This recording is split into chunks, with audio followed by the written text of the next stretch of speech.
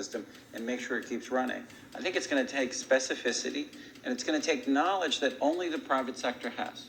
The UN can play an important coordinating facilitation role, but the companies know where those commodities are, where they move, how to move them.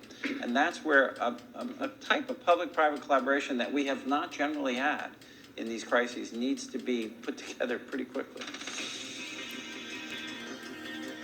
Type of public-private collaboration that we have not generally.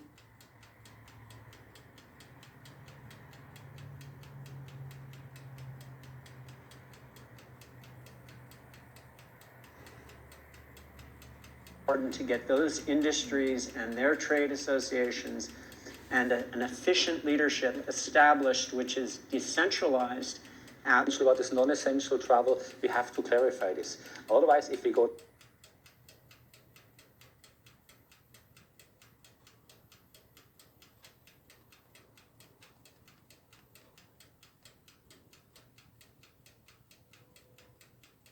GDP. Governments need to be willing to do things that are out of their historical perspective, or for the most part, it's really a war footing that we need to be on. We shouldn't underestimate the power of entrepreneurship. We need to escalate that, whether it's through the government's helping with tax breaks or subsidies of that nature to increase manufacturing of those types of products. It can happen quickly. A Marshall type plan, don't mean to say that exactly, but a Marshall plan that can go into effect can stimulate change very quickly. Countries are reacting in different ways as to how best to manage the overwhelming amounts of dis and misinformation circulating over the internet. In some cases, limited internet shutdowns are being implemented to quell panic. How much control of information should there be, and by whom? And how can false information be effectively challenged? And what if that false information is coming from companies or from governments? I think it's very important that we make sure that there is concise communication with all healthcare facilities where these patients are being treated so that there isn't mass panic.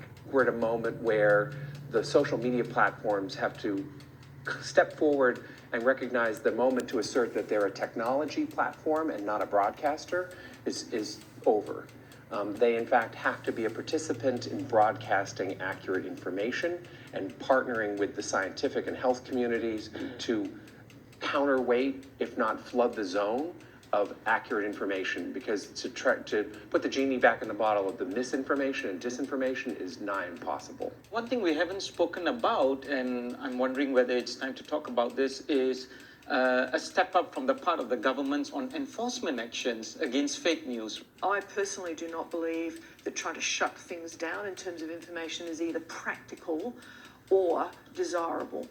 And we do have, I think, a couple of strategies that are available to us, one of which is the flood strategy, second of which is relying and informing and equipping trusted sources of information with the facts so they can then pass that on. But we also need to actually think about a technological answer to this.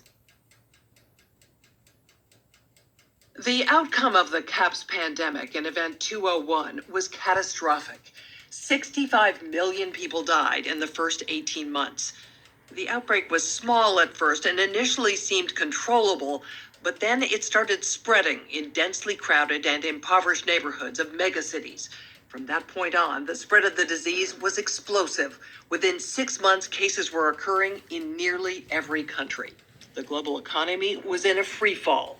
The GDP down 11%. Stock markets around the world plummeted between 20 and 40% and headed into a downward cycle of fear and low expectation. Businesses were not borrowing, banks were not lending. Everyone was just hoping to hunker down and weather the storm. Economists say the economic turmoil caused by such a pandemic will last for years, perhaps a decade. The societal impacts, the loss of faith in government, the distrust of news, and the breakdown of social cohesion could last even longer. We have to ask, did this need to be so bad? Are there things we could have done in the 5 to 10 years leading up to the pandemic that would have lessened the catastrophic consequences? We believe the answer is yes. So, are we as a global community now finally ready to do the hard